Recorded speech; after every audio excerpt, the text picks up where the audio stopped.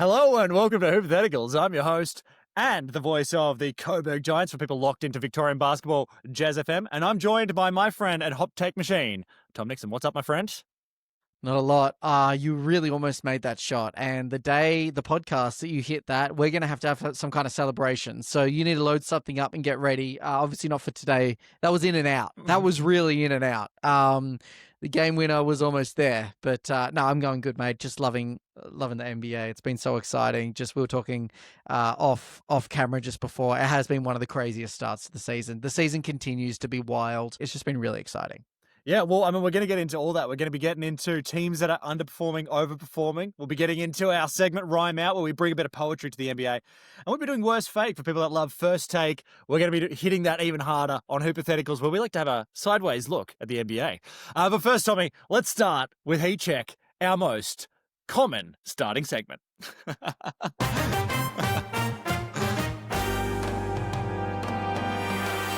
Alrighty, Tom, this is Heat Check. Bang! This is where we like to get a temperature check on different things around the NBA, and because it's been a bit of a hot start in terms of viewers for the NBA, but a cold start for some teams, we've got to get the thermometer out and see how are these teams really going. So, Tom, you've pulled out the thermometer first. What team are you looking at? Mate, I've got to stay in the East at the moment. Obviously, this is a Bucks podcast to begin with, but I'm going straight to Chicago. The Bulls have just had a flying start. Giddy up. They're currently fourth in the East, but they have been at first basically for the whole last couple of weeks, start of the season. They're at 6-3, but mate, Josh Giddey, I don't know if you've seen this, but Josh Giddey has had a couple of stats that had a one Michael Jordan on the same stat sheet. You know what I mean? Like, what did I see the other day? It was like, last Bulls player to have back-to-back triple doubles. Michael Jordan, like 96, 97 season. It's like, whoa. I mean, that's actually crazy. And my first thought was, has it been that long since one person got two triple doubles, like back-to-back? And then you remember that all their teams since Michael Jordan have gone 42 and 40, and that's probably why. I don't know. I thought D Rose maybe they had a minute there, but yeah. I mean, I guess my question is, do the Bulls stay this hot? I mean, I'm heat checking them pretty hot at the moment. Do they go the length of the 82 game season, or do they kind of cool off a bit? I may be buying stocks in this one, mate. Yeah, look, I'm not calling bull on this one, mate, because I think they've actually grabbed the season by the horns, if you will. And that's 2 for 2. That's it. The pun gun's firing this morning. No, I actually think that they're really good. They are a team that you thought were gonna be just like the classic Bulls, play in, evicted by Miami, and they're gonna end up another season where it's like, what are we doing with this franchise? But what they've accidentally done is they've accidentally built a perfect 2025 team that kind of has a little bit of a OKC flavor to it, where everyone's just tall and everyone can just kind of do everything. So I don't know. I'm actually really on board with, like, this is just going to be one of those teams that's just annoying to play. Maybe a little young. Maybe that's the only thing that I'm sort of worried about in the playoffs. But for the regular season, I can see this being one of those teams that may end up in a 1 or 2 seed. Special shout out to one of the better nicknames of a one, Nikola Vucevic, Vucci Main. I don't know if you saw that.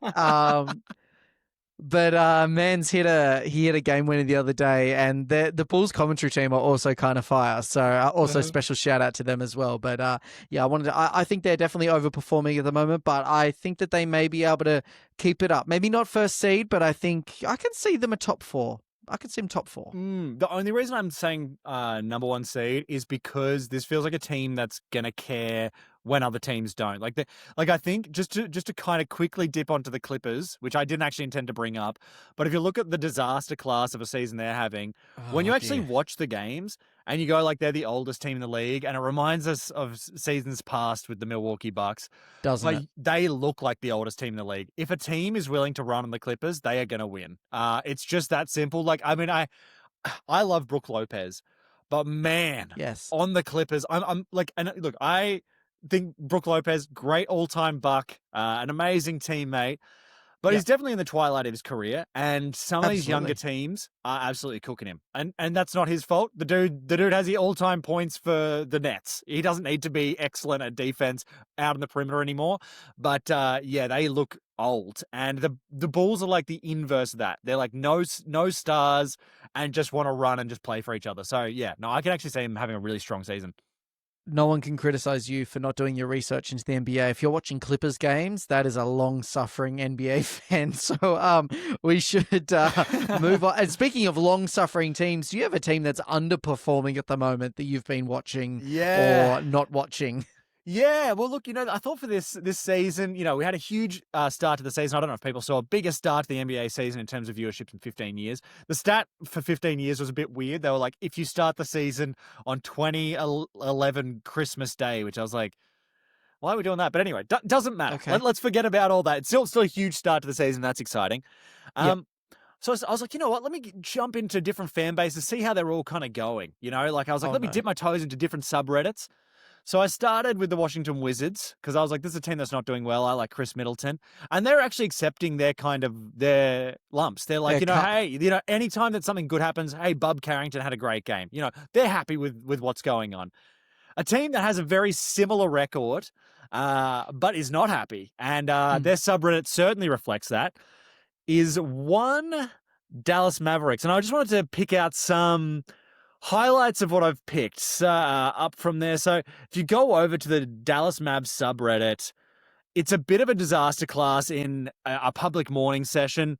This is a post from a couple of days ago. You can see, obviously, the Luka love at the top here. But if we go down a little bit, Bon Newens stated, I hope the Mavs lose against the Pelicans tomorrow, not because I don't support the team. It's more to show how incompetent our leadership and lack of cohesive direction the franchise is currently being run in. And if you did actually watch that game, they did actually lose to the Pelicans. So that he got his wish there. So that's a grim sign when you're hoping for a team to lose. So that's not good. Let's continue on, though, because I had some more here. And this is also helping me grieve as a Bucks fan. If Giannis ever gets traded, I feel like we'll be looking at something like this. I saw this. We've got the AD versus Luka comparison here. Such a tough one. The headline is letting the numbers speak for themselves. So not even trying to have an angle, just saying, let's look at the stats. And maths. That's it. So head over to YouTube to check out the stats on that one. And then finally, Tom, I had one more here that I just wanted to share. And I'm sorry to the Mavs fans. You're really going through it, and I appreciate how hard the season must be. Oh, yeah. This one, top 5 ways Nico Harrison ruined the Mavericks. And then we've got a list here, 6,000 upvotes. So it's tough. And I was going to say, I said this at the start of the season, what if Cooper Flag is a red flag? And it's actually been way worse than I thought. Not necessarily Cooper Flag, but just the team itself. So did you have any thoughts on the Dallas Mavs, Tommy? Yeah, I was going to say, can it get any worse? And I think the disappointing thing about the Mavs is that they've obviously got the number 1 pick. So they have opportunity. They have like a chance to make something of it. But because they are so light on point guard, on the point guard position, they're putting Cooper Flag in the point. They're trying to get him to be the primary ball handler, and they are going to, if they continue to do what they're doing, they're going to ruin this kid's trajectory and his development and his confidence and all the rest of it. It's just, I'm getting Markel Fultz, sort of like shades of Markel Fultz, comes in with big energy. Everyone's excited and then gets a broken jumper because he gets mishandled or something like that. And I really hope that doesn't happen to Cooper Flag because he's also on my fantasy team. But yeah, look, the poor Mavs fans, can it get any worse? And just while you mentioned the Wizards, and I just got to go there quickly, mate. The Wizards obviously are 1-9 at the moment, last in the East. And my question is it even underperforming anymore if they're always this crap? That's really my question. And I respect that they don't have the depression that Mavericks fans do. But for the Wizards, it's just season after season. These guys, there's G League teams. I reckon the OKC G League team would probably absolutely scorch the Wizards team, and that's by no means an exaggeration.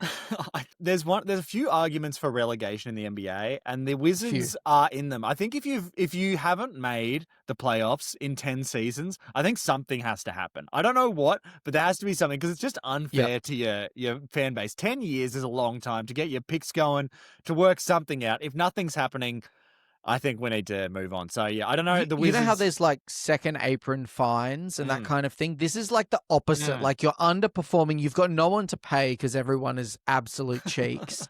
You need to get a fine somehow. Yeah. Yeah. Well, people, speaking of teams that are playing fine, Tom, the Pistons. Yep. We Wow. started, I think our first podcast, we were like, oh, they're doing okay. Who knows what they're going to do this season? And then after that, they've fired like a Piston and just can't lose. Have you been following this at all? Yeah, I have been a little bit. Currently 8-2, first in the East at the moment. Had a great win today. Was it over the 76ers, I believe? Yes. And yeah, and just I've just seen bits and pieces about the team. It looks like Cade is just having a ripper start, and you love to see it, to be honest. Like I don't hate it. I sort of like they've got a chip on their shoulder, and I sort of respect it a little bit. Like they're fun to watch as well. Like they're young and they care. They've also been together for a long period of time, weirdly. And also, let's not forget, like, was it last season they had like the longest losing streak? Like, or was that the season before? Like it wasn't. It was. Yeah, not last year, but I think a season or two ago. Yeah. It really wasn't long ago, and it was dire straits for them. They made the Wizards look like a competently run organization, and they made the Mavs look like they were in a great position. So yeah. Yeah. Look, I'm excited for them. I think they're going to be a good regular season team. Are they going to have what it takes in the playoffs? I guess we'll see. I wanted to go to a bit of a redacted for you, Tom. Okay. And this is about a team. Let's jump into our segment redacted as part of this heat check. So let's jump into redacted. Okay. Now, for people that don't know, parentheses redacted. Correct. Now, for people that don't know, redacted is our conspiracy theory segment on the NBA. And I wanted to talk about a team that has done surprisingly well this season, and it happened after a specific incident. So I don't know if you've seen who is currently 7th in the West, Tom. Yep. And that is Portland, of all teams. I've seen this. Better than Golden State Warriors, better than Phoenix, better than the Clippers, obviously better than the Mavs. And what's interesting is they've started a winning streak straight after Chauncey was let go. Now, maybe Chauncey was just a bad coach, but given the scenario, and again, I don't want to allege anything, I'm just saying it's interesting that the second he leaves, they're all of a sudden a team that's looked like it may kind of be in a soft hunt for a 6th seed, with Drew Holiday sort of running the sort of leadership position. Tinfoil hat on or off about Chauncey Billup may have been doing a little more damage than we even thought as of now. Oh, my hat's on for this one, mate. 100%. Oh, nice. I have to back you in on this one, because it's just, I mean, let's be honest, like they have no business being at that part of the ladder. And they're actually playing good basketball. Denny Ardvia actually hooping right now. Obviously, our man Drew, never forget, buck for life in our hearts, at least. That's a holiday I always want to go on, mate. Absolutely. And just a side note as well on all the allegations. I like, there's so many gambling ads that are still being run. I don't know if you've seen every single game, they have the over and unders, like at the start of the game, just right next to the scoreboard. I'm like, can we just have like 1 week where we maybe pause on gambling sponsorships and that kind of thing, just for like the ops? But so my hat's on for that one, mate. Have you seen ESPN bets shutting down? That's just a little side note. They had I think this is all, they've gone, let's not keep our hand in the ring here for this one. The optics are just absolutely atrocious. Did you have any other teams you wanted to heat check, Tom? Mate, I can't believe I'm doing this to you, but don't do it. Are the Lakers actually good?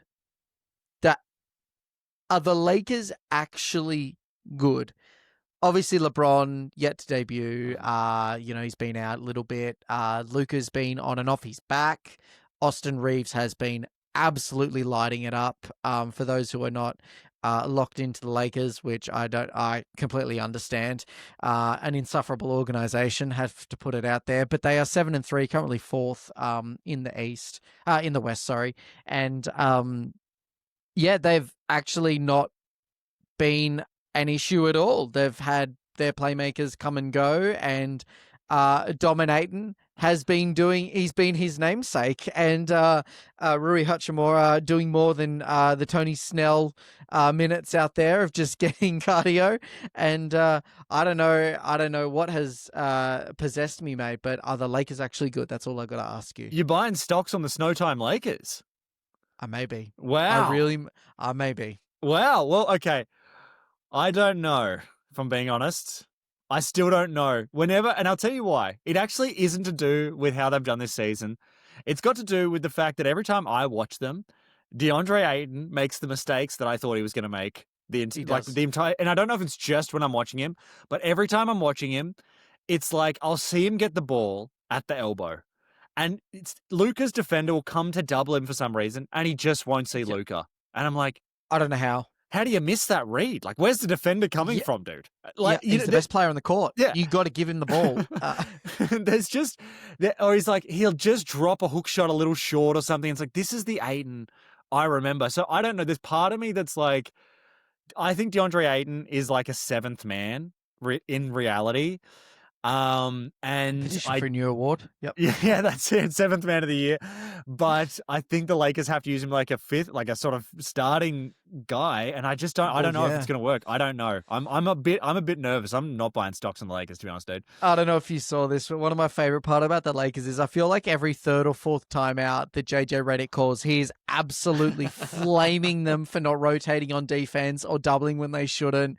I don't know if you've seen some of these clips, but he, like the court mic, always picks it up, and it's so funny, man. Like, he's just absolutely like blowing his lid at the second stringers, like their bench players. And you kind of get it as well, because you sort of watch some of these rotations, you think, man, you did not need to double like this random dude. Like, I don't know what you're doing, and leaving open dunks. You know what I mean? Like clear lanes. Like this is like year 9 basketball, sort of 1-on-1 boxing out stuff. So that's also been fun. But yeah, man, I don't know what to tell you about the Lakers. Yeah, look, my last thing on the Lakers is I'm just loving that Bronny's getting Thanasis 2019 minutes. I am saying he's getting first quarter minutes just because we're just sort of at that stage where they kind of need to roll someone out. So I'm happy for him, to be honest. Every time I saw a clip the other day, he just hit a 3, and everyone's like, "This is Bronny's first 3 of the season." I was like, "This is insane." But that's all I've got for this heat check. All right, well, let's head on. Well, like an ESPN First Take segment talking about Bronny James, let's head into our version of First Take, Worst Fake.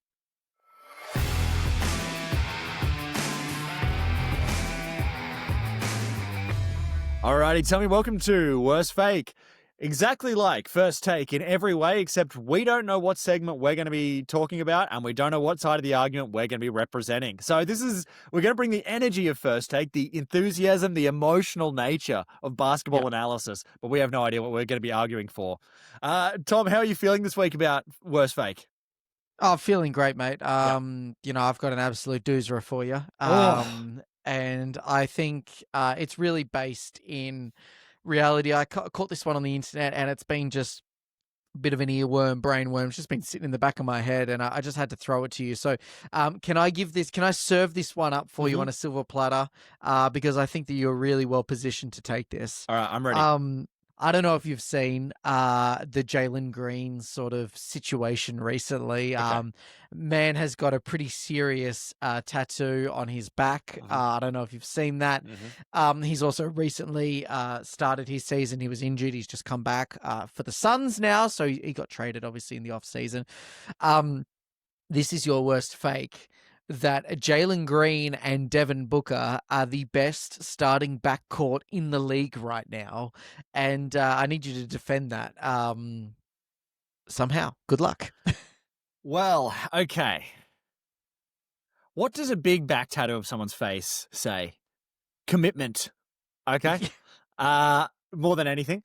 And so what we're seeing here is someone who's committed to working with other people. It's they're clearly devoted, you could say.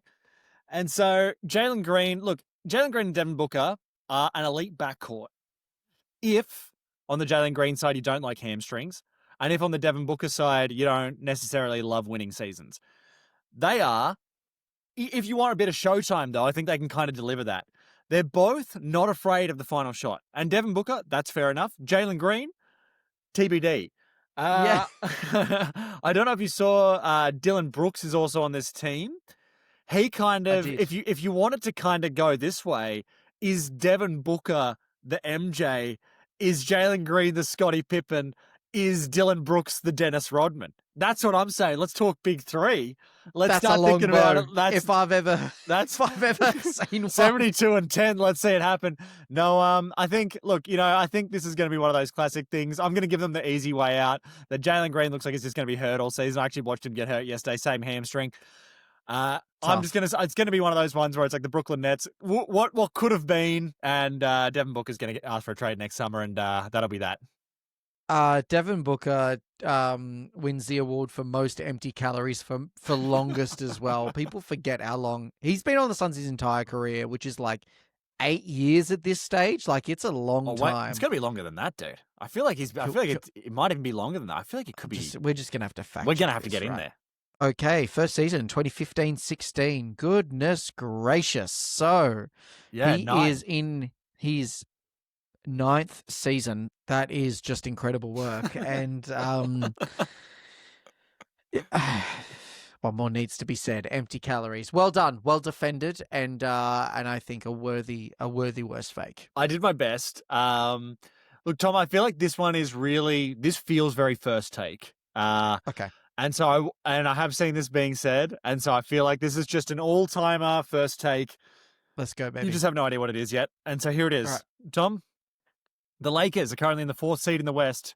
Is it time to trade LeBron? Here's the thing, man. We have already proven that LeBron is a non-factor in the Lakers' success right now, okay? They have been doing just fine, and here's what I'm going to say.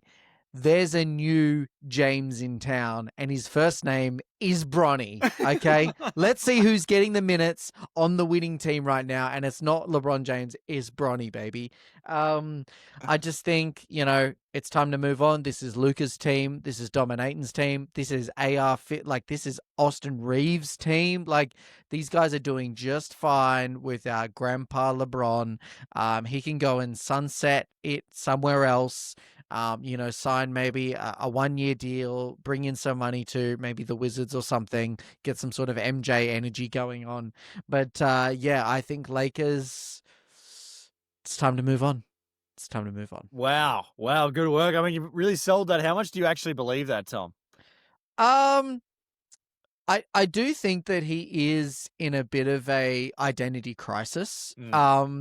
I think LeBron might be like personally a little bit dirty that the Lakers are doing so good. I think they were kind of hoping that they, maybe like the assists would be down or like ball handling duties would be a bit light on. But in a classic case of like next man up and like time to prove your worth, Austin Reeves has just without a doubt shown that he is more than capable of taking the reins of this team if Luka's injured or even like on the non-Luka minutes. And no one doubts Luka's competency. So, okay, Tom, I've got a hot take here for you.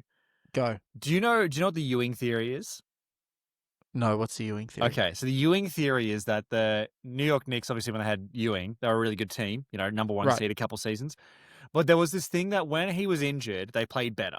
Like when it didn't go through him, it's called the Ewing theory. So like when a superstar actually goes down, like for example, the 76ers. Carmelo Anthony. Yeah, 76ers basically all throughout the Joel Embiid period are kind of in this when Maxey takes over.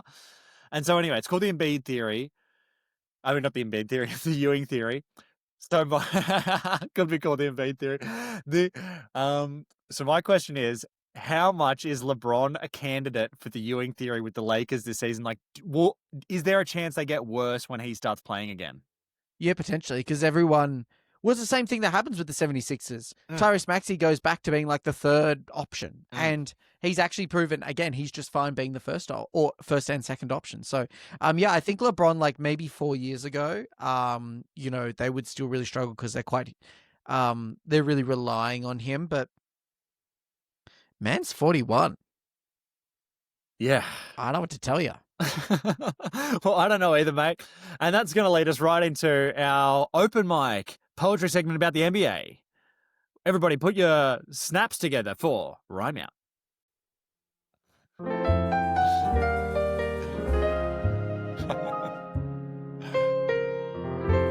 Alrighty, everybody. Welcome to Rhyme Out. This is probably the only semi-regular NBA poetry segment on the internet, and I think that's pretty powerful, Tom. It's a rare corner to hold. I don't think there is another NBA poetry segment in a podcast that I've seen. No. And if there is, please let us know. But I think that we really hold the real estate on this one. Yeah. Now, Tom, you with this segment are notorious for doing a Milwaukee Bucks themed. I've done it again. Themed podcast. Caught and bowled. He's I bowled a stock standard delivery, and you've sent it right back to me. Oh dear. Tell me about your theme for this one, and everybody, I guess, welcome Tom Nixon to the mic for Rhyme Out. Thank you. This is a Bucks podcast. Yeah. But it's not a Bucks segment. Unfortunately, every single time I write a poem, with maybe one exception a few episodes ago, I have written about the Bucks or a Bucks player, past or present. Today is no exception. I have written a limerick in limerick form. I've also gone limerick. Say again? I've also gone limerick, so this is exciting. Limerick Rhyme Out. This one goes out to all the Irish who listen. There once was a man from Athens, beloved by all the fans. On the court every time, highlight dunks and dimes, Thanasis is forever that man. Okay. That's fine. That's it. It's a short and sweet. Thanasis. Short and sweet. I like it. No, I love that, Yep. Tommy. Great It's work. the great bait work. and switch. You thought it was Giannis. It's Thanasis. Yeah. And you know what I like about it? It's got a theme of Thanasis where it's playing very small minutes, impactful minutes, but short. You know. Yep. Yeah. And just a quick shout out. I know we're not on Bucks chat yet, Yeah. but Bucks got blown out the other day against Toronto. It was back to back. Obviously terrible game, but not favorable conditions. And I felt a little robbed. There was no Thanasis minutes. You know, I watched the whole fourth quarter as a long-suffering Bucks fan, and I want to see at least one Antetokounmpo out there. And if it's not Giannis, I expect Thanasis. Contractually, he should have been out there. Let's at least get Alex. They're running minutes for Amir Coffee. I'm like, no, excuse me. He can go get Amir Coffee and give those minutes to bloody Thanasis. Exactly. Yeah. Fetch Gatorade for Thanasis. Thank you very much. Anyway, enough of that. Jez, welcome to Rhyme Out. Well, I'm so happy that you've also done a limerick. Limerick-themed Rhyme Out. I've gone away from the Bucks. I don't know why I picked this guy. I think it's just the name inspired me, and I just wanted to have a crack and see if I could rhyme the name. So let's see how we go. It's actually not an obscure Buck either. It's just sort of random guy. Okay. There once was a man named Jonas, who's playing this season as a bonus. Was supposed to be in Euros. Nuggets were furious. That may have just been thrown us. I actually realized I probably should have rewritten that. Let's keep going. His last name, Valanciunas, but not a name from obscureness. His cash from the post, from behind the arc when needed most. He's like Al Horford had kids with Bobby Porter Jr.'s. Double him, he'll pass it. If not, he'll off-glass it. Hook shots galore. This man can score. When it comes to defense, don't ask it. Weirdly, congratulations. Thank you. Weirdly, the Valanciunas rhyme was probably the easiest one there. Yeah, I just saw he was playing for the Nuggets, and he's actually not being too bad. And I was like, you know what? I'm happy for him. Yeah, I'm happy for him. He's actually been great in the league for a number of years now. So all power to him. But good work on some of those rhymes. Less good work on some of the other ones. Yes, thank you. Look, it was it's one of those things where the name came first, and then I just went for it. And you're gonna hit and miss with that. It's on brand for you, and it's also the reason for a lot of the name of our segments. Mm-hmm. And here's a name that the name didn't really come first because it's not really a clever name. And again, for people that know this podcast, they'll know that this segment has a really long intro. It's unusual. Unlike any other podcast, I think sometimes the segment like title intro almost rivals the length of the segment itself, which is extremely uncommon in basketball podcasts. I haven't had a chance to update it yet. So, Tom, like I said, I spent $10K on this, so we may as well get our money's worth. It's time for Bucks Chat. I mean, at what point do we just start talking over the beautiful cinematography? It's slow-mo. It's just... I've entered this into the Oscars for Best Short Film. So we're seeing how that goes. It's immersive. Oh. Look at that. Look at that. That's the 10K. 10K and then, right there. And then he waves at you. Little wave. Little deer. Yeah. The buck. And then that font. Just enamored by that font. So if you aren't watching that on YouTube, highly recommend heading over. Tom, where do you want to start today with our Bucks chat? Now let's keep it tight because we can go a little bit like Thanasis with the handle, a little bit off script. But let's where do you want to start here, Tom? Yeah, I'm just going to do an impromptu redacted here, mate. Hold on, let me hit you with that. Hold on, I'll edit this so it looks instant. What do you got for us? It is no secret to anyone who's watched any Bucks games that there is a bias against Giannis and his foul calls. Mm-hmm.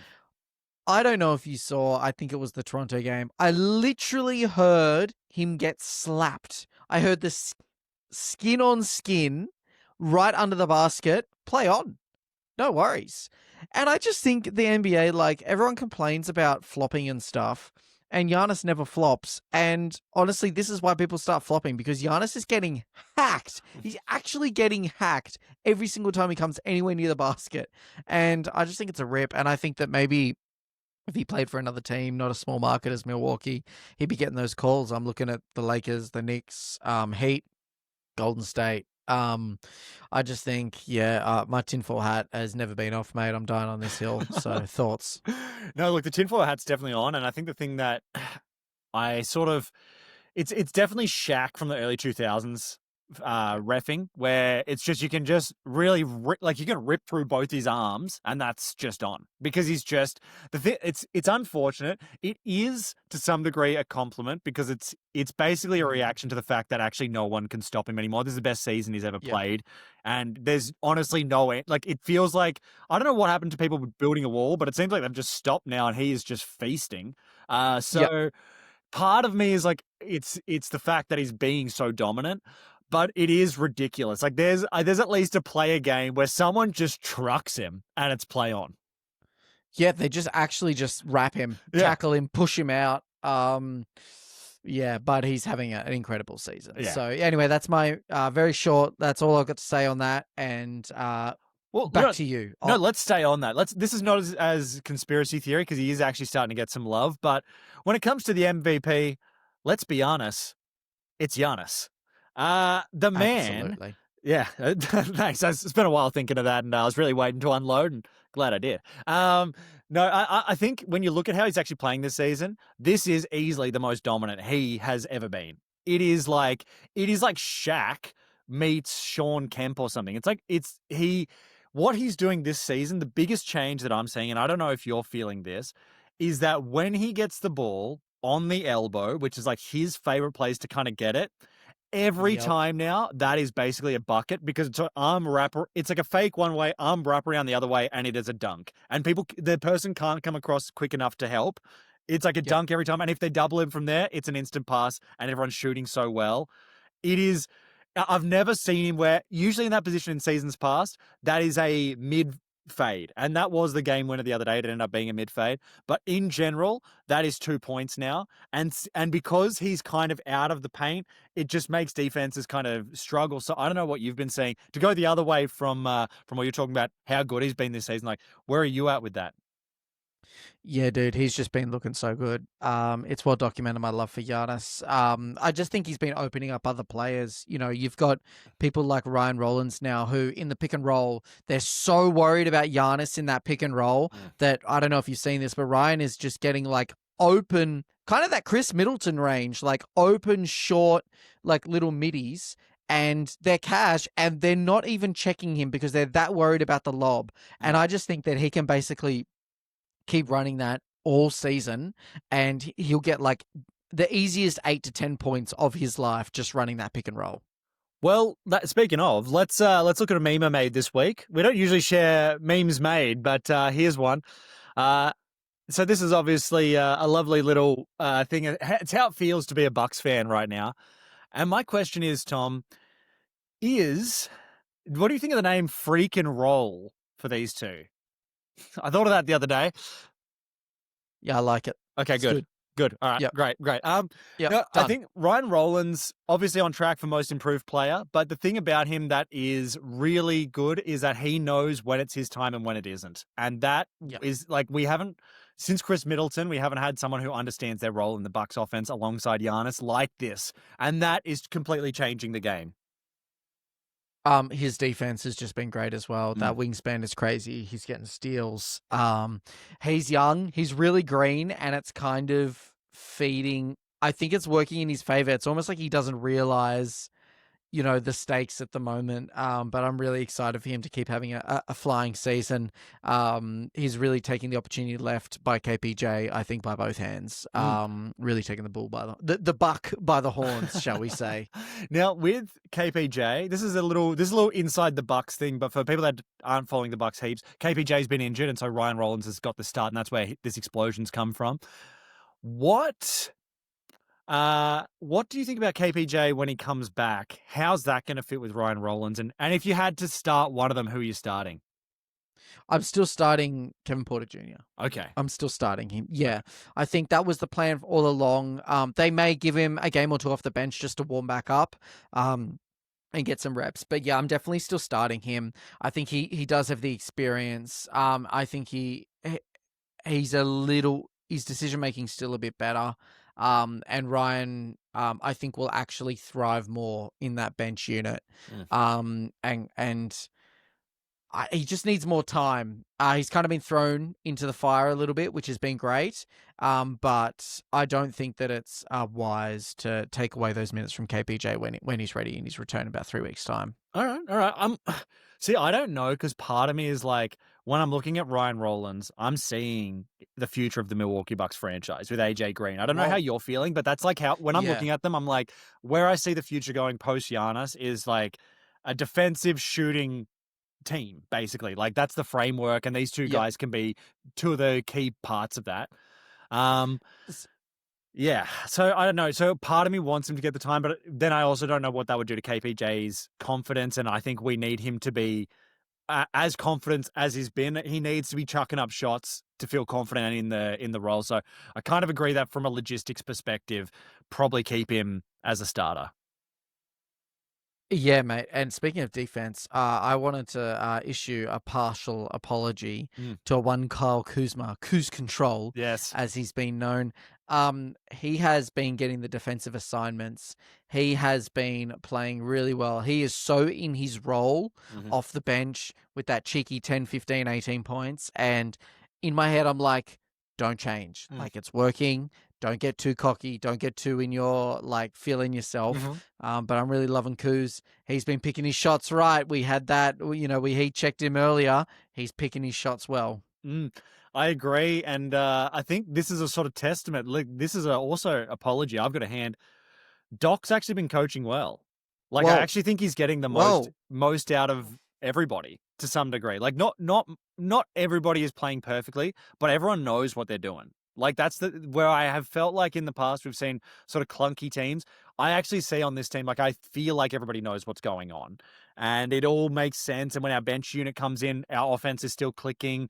Our offense with Giannis doesn't feel as like stuck. It feels like it's moving. It feels like other people are getting shots. So yeah, I'm going to issue an apology to Doc. I actually think he's doing pretty well. Is this Doc's best coached season so far? Probably the Celtics have to I be mean, in that category. But I mean, this is the best I've seen since that, in in my recent opinion. memory, Yeah. yeah, like as far as 76ers, Clippers are concerned, he's actually coaching. Mm. I love to see it. That's all I've got for Bucks chat, mate. Do you have anything else? Yeah, I just had one more thing, which is that I see a bit of discourse about this from outside the Bucks sphere, but I think inside the Bucks sphere, everybody feels kind of the same way about this, which is Miles Turner hasn't really clicked fully on offense yet, but I still feel like he's providing a lot to the team. I don't know how you feel. Like, I don't feel worried about it at all. Where are you with? 0%. Yeah. Okay, great.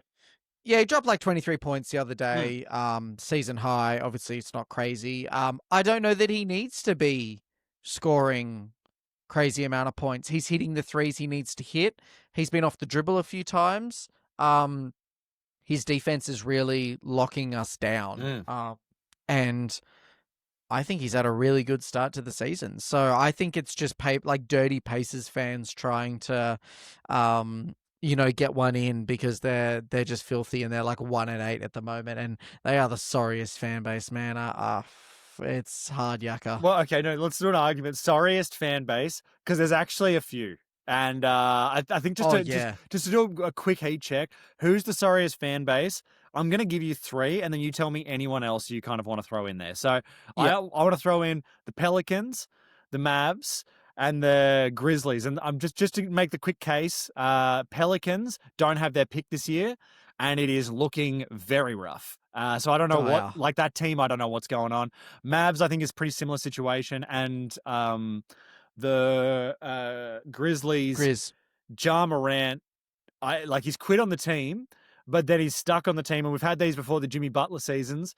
Yep, But I don't know what the Grizzlies are without Ja Morant. That's the other thing. Like, no matter who you trade for him, I don't know what this team is. I mean, maybe it's Ewing theory. Maybe they'll become a defensive unit or something after he leaves. But this is like another throwaway season. And after they had like that season where I think they were like the 1 seed, this has just been yep. a disaster. I don't know what's going on with this team. Absolute disaster class. I guess I'll just start running Jaren Jackson Jr. Plays. Yeah, I'd only add that, as I said before, the Pacers to the sorriest fan base ever. I don't. It's just some of the discourse I've seen and some of the vitriol. I mean, they are so filthy that they really are holding the banner, and I'm using that word deliberately, for like, we are the almost champions of 25. Got the moral victory, so to speak, and it's just so weak. I think they have the Bucks' number, but we all know the truth about that. So we'll see them in the playoffs, and yeah, we're gonna cook them. But yeah, All right. Well, look. I don't want to trash talk them because every time we do, it seems like TJ McConnell turns into Michael Jordan for some reason. So I'm gonna just leave that one as is. And as we head into our final segment, Tom, Agent Cody Bank.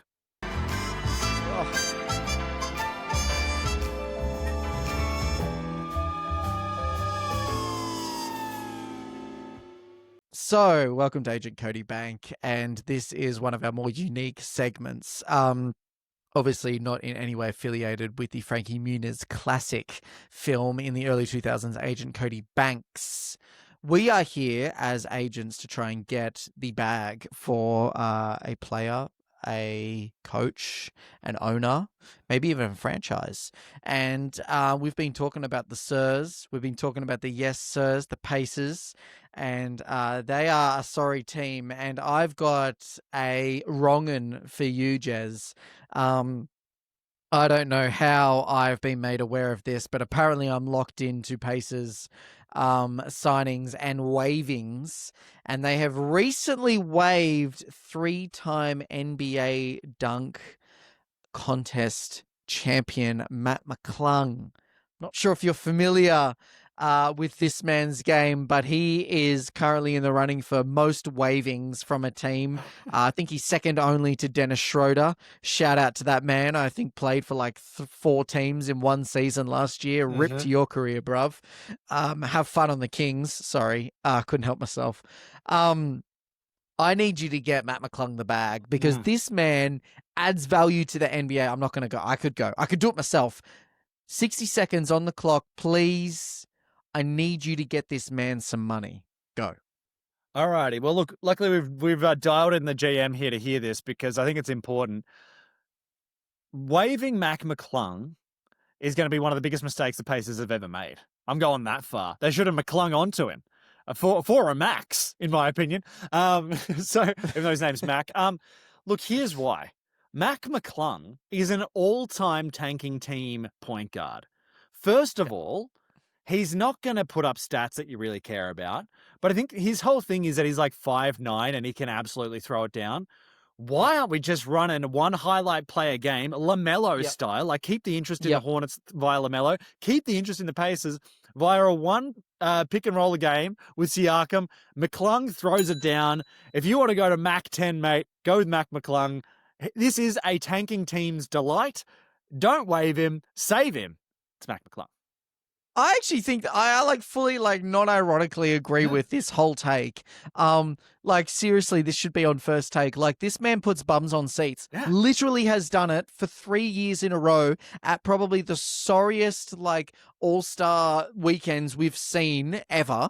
And like there is absolutely no reason this man can't get at least a pick and roll, get a dunk in there. You know, people love to see it. He's got that Thanasis build, you know what I mean? Where people are just hyped about it. He's hyped about it. He gets a dunk. Everyone loses their mind. Like, these teams got to keep money coming through the front door. And if you're waving Matt McClung, it's going out the back. So I'm just sorry. I'm backing you in on that, mate.